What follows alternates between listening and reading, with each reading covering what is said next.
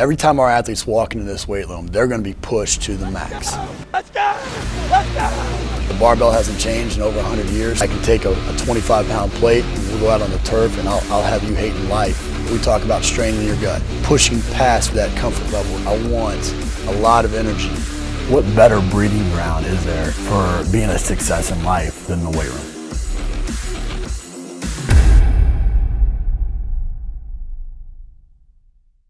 Hey guys, welcome back to Iron Game Chalk Talk. I'm your host, Rob McKeefery, and this is episode number 197. Excited to have Kathryn Alexander with us today. Kathryn and I met at the Texas Strength and Conditioning Clinic a while back when I was speaking there. She's friends with Ed Costner and introduced us, and was just really blown away by her, just the way her personality, the way that her confidence, and the things that she does, and wanted to bring her on the show. We get into a lot of different things on this episode. We talk about her background as an exercise physiologist coming out of LSU, working with some in the tactical population, and then kind of migrating her way to being a personal trainer at Hyde Park in Austin, Texas, where she's built a brand and a niche for herself in a gym that's typically reserved for it's got Olympic platforms, it's got strongman equipment, and you see this attractive woman that's that's in this setting that you wouldn't think that she would be in this kind of environment, and yet she's flourishing and she fits right in and does a fantastic job. So super excited to have Kathryn on the show today. Before we get going though, I want to make sure we recognize our sponsors. We have our sponsor for this episode is Samson. Really appreciate Samson. Gotten a chance to get to know these guys a lot more throughout the course of the last year. They've always made a great product. They've always done a fantastic job, and just really appreciate the craftsmanship and the effort that they go into designing great rooms for people all over the place. I'd encourage you, if you're not following Samson on social media, make sure to do so. They just came out with a new catalog, so I would definitely get that and make sure that you're looking to see if there's anything that fits your program. But what they do a great job of, as you can tell here, and I've been out to this room out in Colorado, is taking your ideas, putting them on a blueprint, and then having that, taking that from concept to completion. And I think so many times as coaches, what we need to do is we need to sell a vision. We need to create a vision for our administration, our boosters, and so on and so forth. And so every time that I've gone about trying to make change wherever I've been, I first set off by creating a vision, and getting mock-ups like these is a great first step. Because for most people, it's hard to visualize. And so, if you're in the market, if you're working on a new room or you're wanting to remodel your room, I would encourage you to reach out to Samson, get a new rendering, and then just follow them. If for nothing else, follow them on social media to see some of the cool projects that they got going on. Just put it in the Red Sox, and on down the line. So they've got some really cool things going on with these platforms. If you have not seen these, they're able to screen on an image onto the wood, and so it's a wood insert with a screen on image. Really, really cool, and some creative things that you can do with that. So reach out to Samson, let them know how much you appreciate them supporting the show, and just the support they give back to our community. Lastly, before we get going here, I want to make sure you guys all know about our Play Summits. We have March 18th here. We have our Play Summit at Woodstock, Georgia. So if you're in the Southeast, I would highly encourage you to attend this. We have Dan John, Donnie Mabe, Jesse Ackerman from the Falcons. We have Tim Anderson from Original Strength, and Ingrid Markham. I'm missing Mike Bewley from Clemson basketball. All fantastic speakers. March 25th, we have up in Baltimore at Under Armour facility. We have Aaron Wellman from the Giants. We have Craig Fitzgerald from the Texans. We have Zach Ebenesh, Joe Connolly from UMass, Rick Court from Maryland, and Dana Santos, the mobility maker herself, all attending and speaking. And I would highly encourage. We've had great turnout so far. I think 130 something in Australia, 150 something in Indianapolis.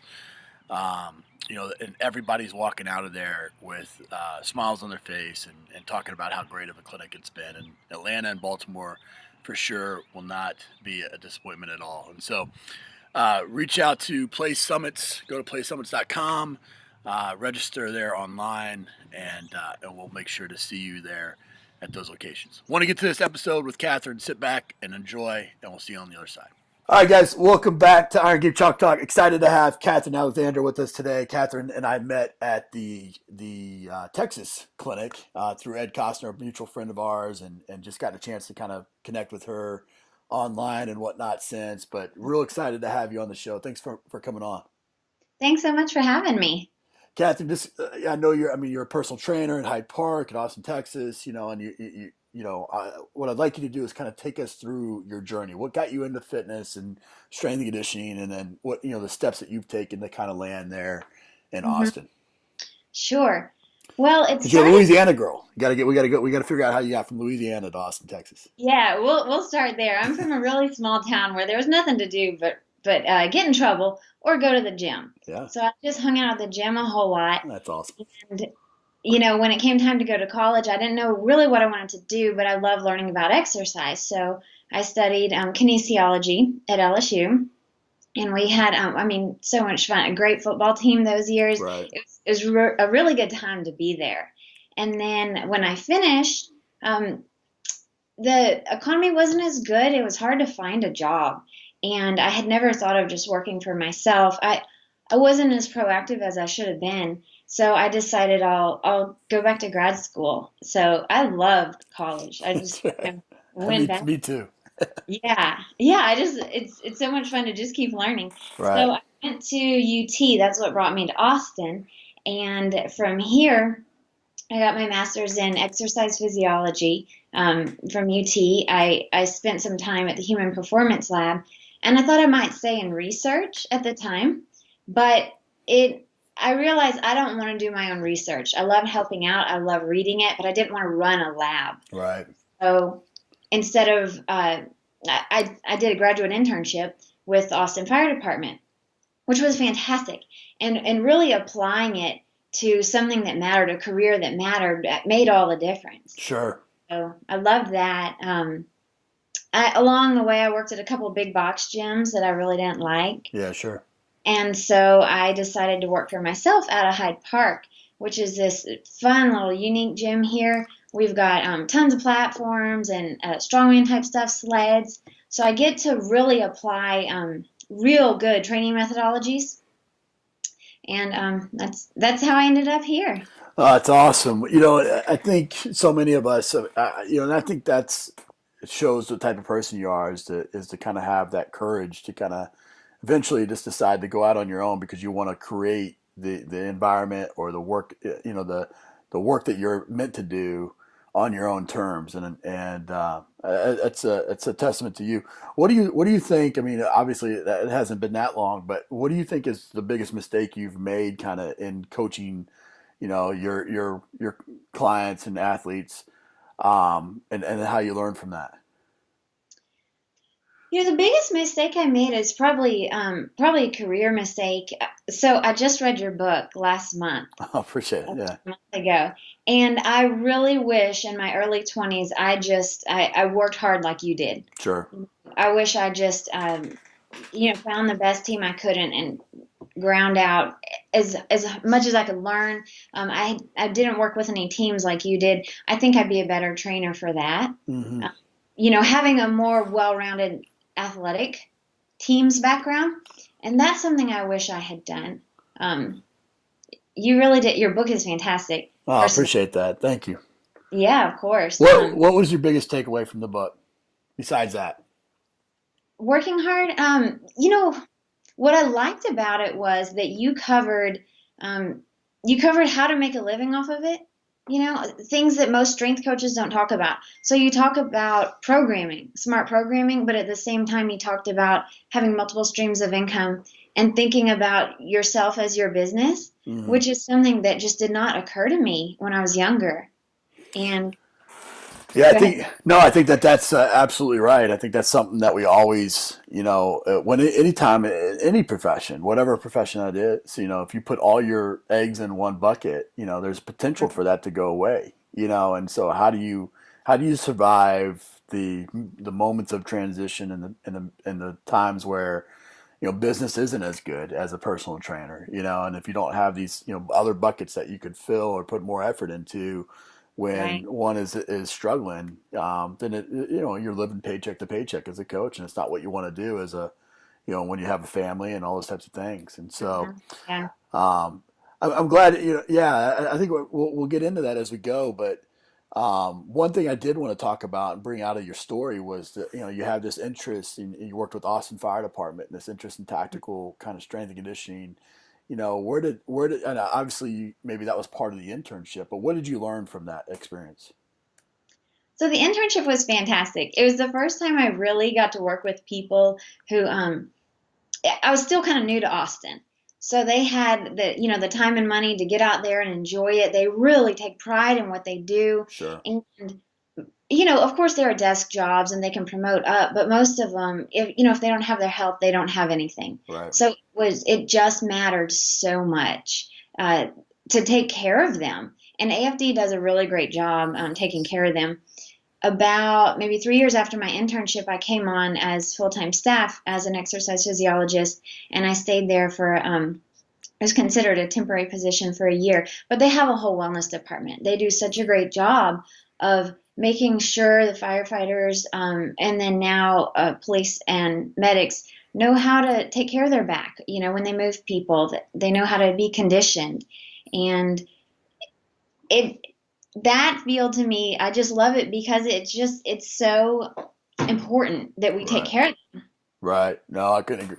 Having worked in special forces, I mean, I think we're lucky that we have people that are willing to run in when other people are running out, and Mhm. kind of Yeah. always being ready to go is it's taxing on the sympathetic nervous system, Mhm. sympathetic system, and a lot of times those guys have a hard time kind of getting in that parasympathetic state where they're being able to relax and those types of things. And so Right. coaching, the body, sometimes you find yourself coaching the mind every bit as much as you're coaching the body with those Mhm. individuals. And I know you've taken that and applied that to general population and your clients there at Hyde Park. I mean, what do you talked off camera a little bit about having to always kind of be ready for real life. What do you mean by that?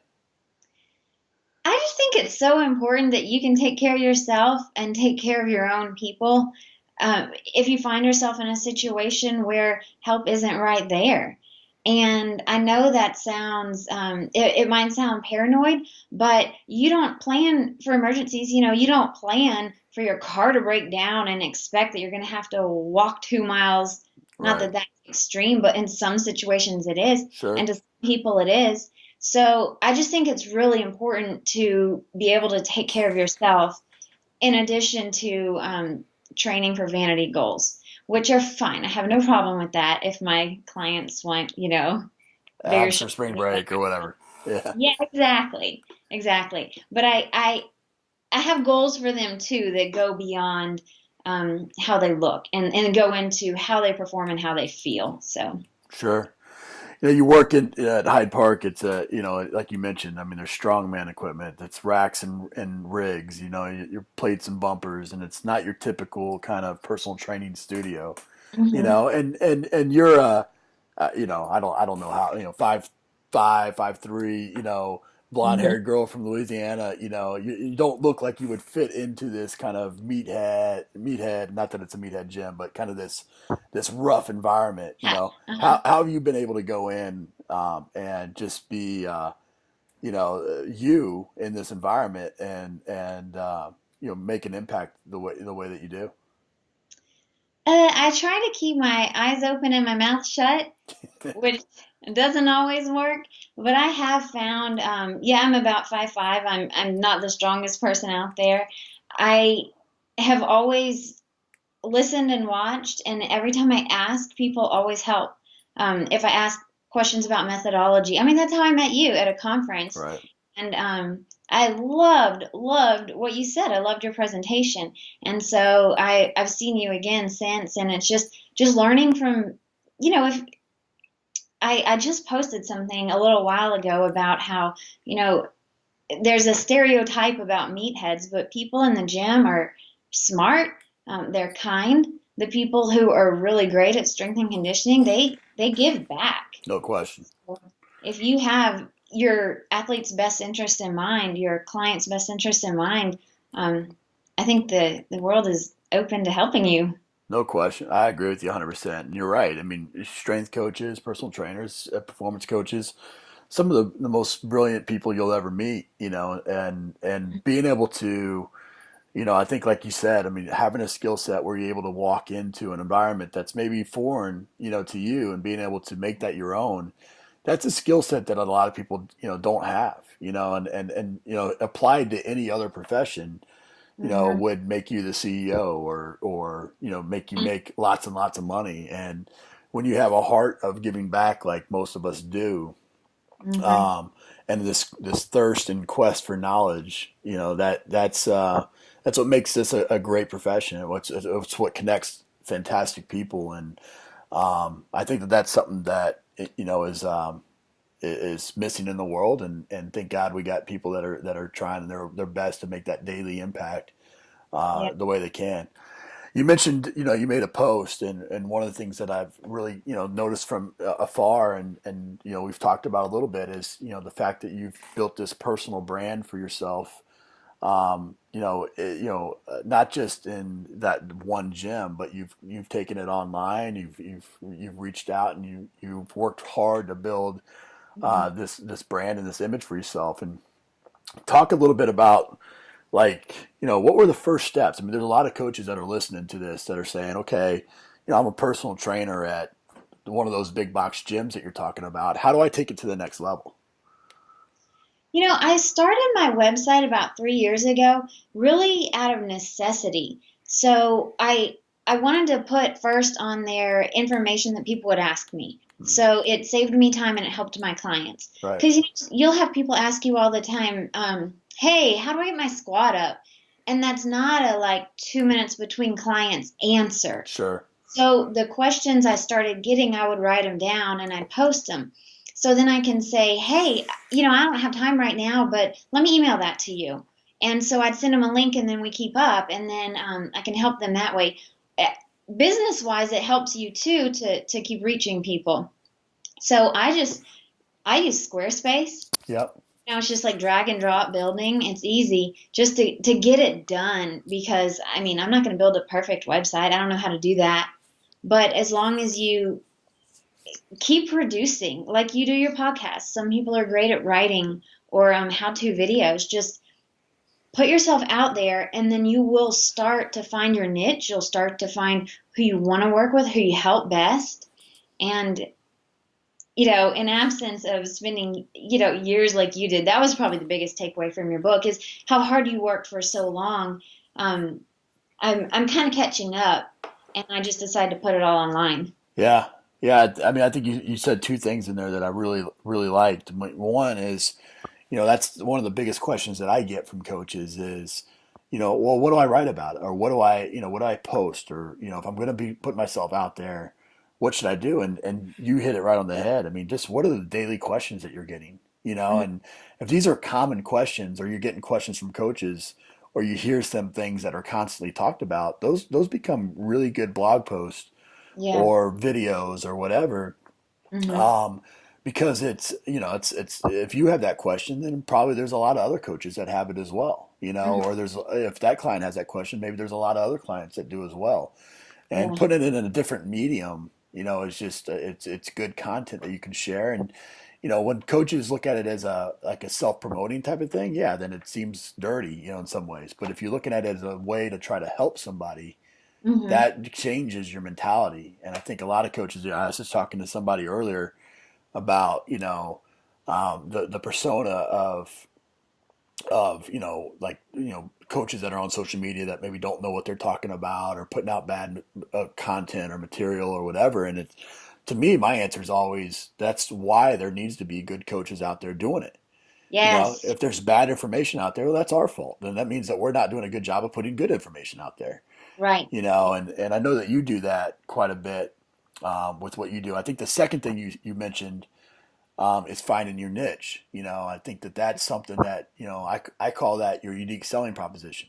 Hmm. What makes you unique? What can you, there's another good book, Good to Great by Jim Collins, and it talks about, finding what you can be the very best in the world at, and so, whenever it's easy to seem like when you're a young trainer or a young strength coach or young, just getting started in the profession, it's like it can seem insurmountable trying to figure out how do you become that success or how do you provide a living for yourself even, and but if you really niche down into maybe tactical, maybe moms that are coming back from giving birth, or maybe it's quarterbacks or whatever it might be, when you niche down and you become an expert in it, and you put in the Simon Sinek 10,000 hours, and become the number one expert, well, then you could start to branch out from there. But you become the person, the go-to person to go give presentations and Yeah. put out content and things like for that. So I'm really glad that you mentioned those two things. Yeah.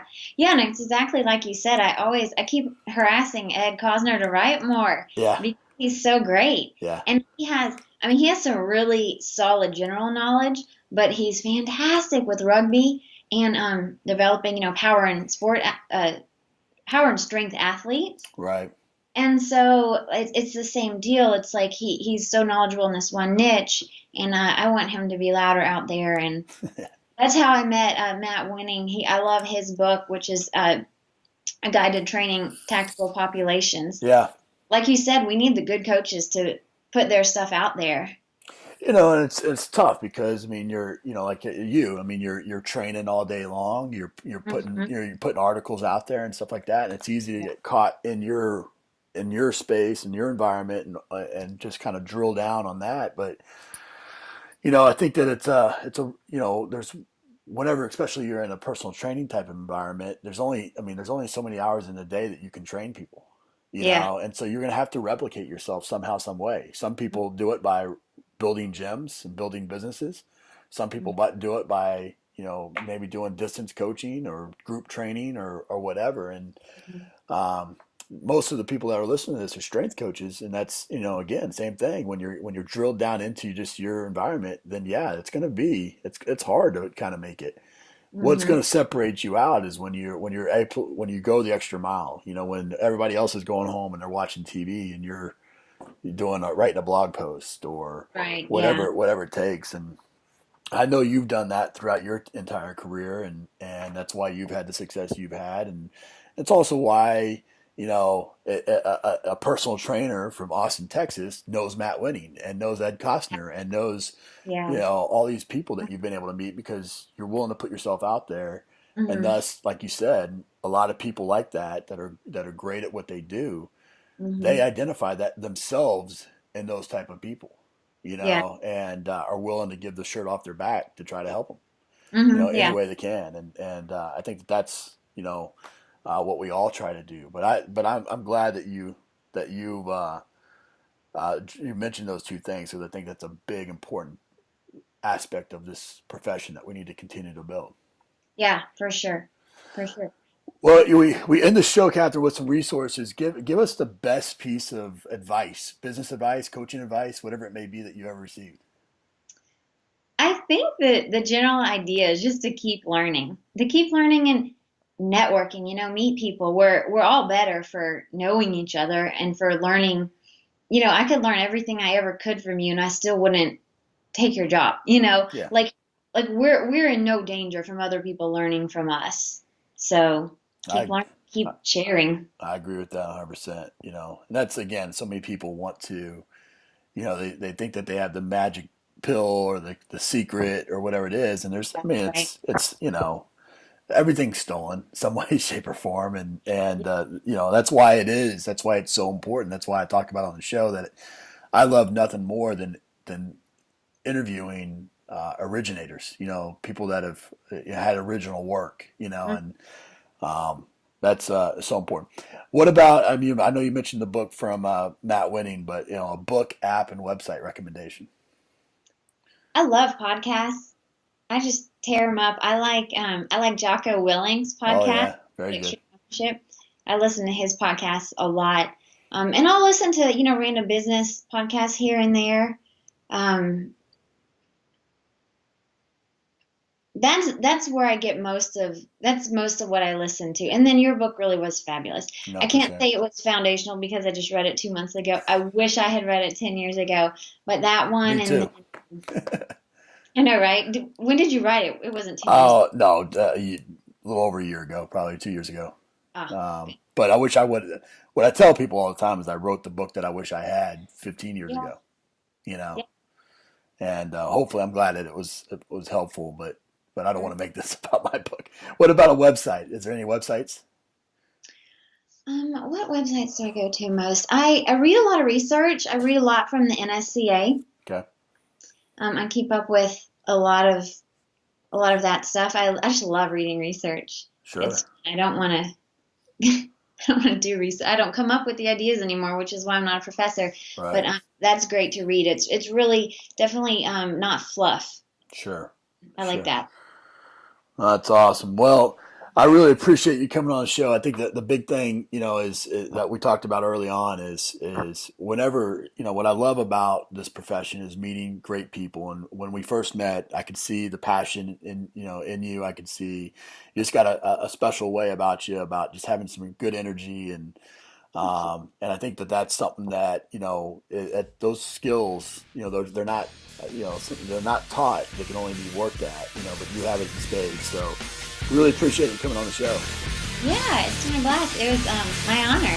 That's it for this episode of Iron Game Chalk Talk. Thanks to this week's guest as well as our sponsors for bringing this episode to you for free. Make sure to check out ronmckeefery.com where you can join our mailing list, find the show notes, including all the links and resources mentioned, and information about Coach McKeefery's other products. While you are there, please join Coach McKeefery in the comments section thanking our guest for sharing.